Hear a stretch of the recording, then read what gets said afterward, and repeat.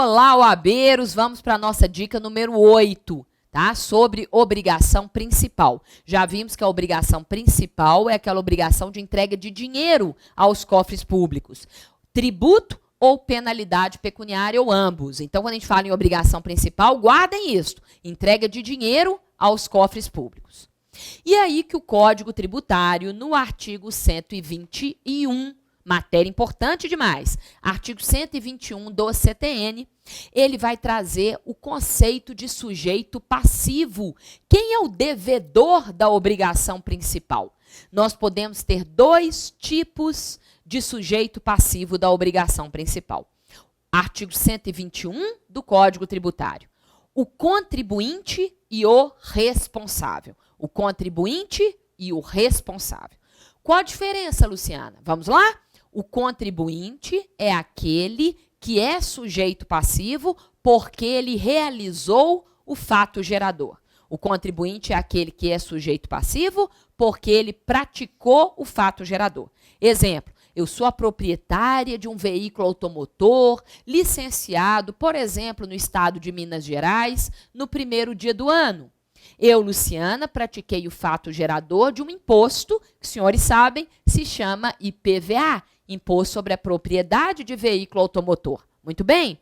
Então, se eu pratiquei o fato gerador e sou eu quem tenho que pagar o IPVA, como eu sou chamada? Contribuinte. Contribuinte, então, é aquele que é sujeito passivo porque ele realizou o fato gerador.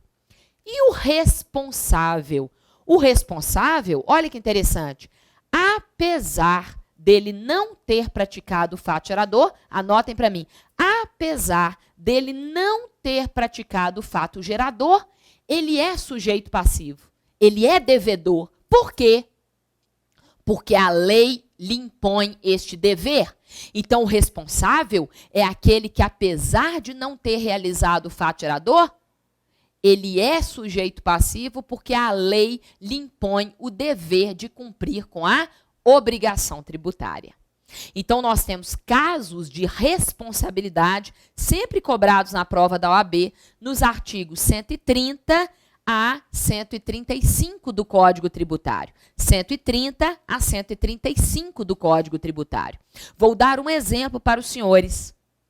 Se eu sou a proprietária de um veículo automotor, pratiquei o fato gerador do IPVA, então teria que pagar o IPVA como contribuinte, concordam? Pratiquei o fato gerador, sou devedora como contribuinte.